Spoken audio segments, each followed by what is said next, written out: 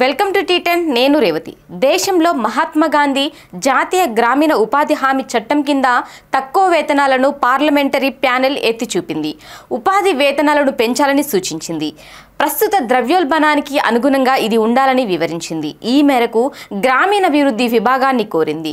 పట్టణమైన గ్రామమైన ద్రవ్యోల్బణం జీవన వ్యయం అనేక రెట్లు పెరిగింది. ఇది అందరికీ సుస్పష్టం అని వివరించింది. ఇప్పటికీ MGNREGAలో నోటిఫై చేసిన వేతన రేట్ల ఆధారంగా చాలా రాష్ట్రాల్లో రోజుకు దాదాపు 200 అనేది అవే రాష్ట్రాల్లోని అధిక లేబర్ రేటుకు తగ్గట్టుగా లేదని పార్లమెంటరీ ప్యానెల్ వివరించింది.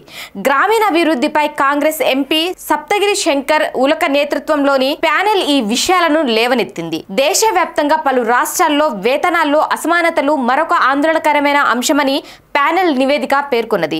స్త్రీ పురుషులకు సమాన పని సమాన వేతనాన్ని అందించాలని రాజ్యాంగంలోని ఆర్టికల్ 39 క్లాజ్ ని ఉటంకించింది.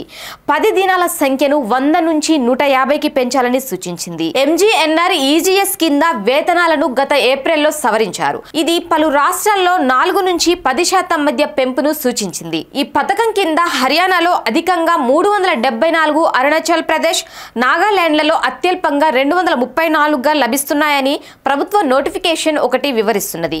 కరోనా లాంటి విపత్కర సమయంలో అనేక రంగాలు కుదేలమయ్యాయి. అలాంటి సమయంలో పని దొరకక ఇబ్బందులు పడుతున్న గ్రామీణ భారతాన్ని ఉపాధి హామీ పథకం కొంతవరకు ఆదుకోగలిగింది. ఎంతో మందికి ఉపాధిని చూపెట్టింది.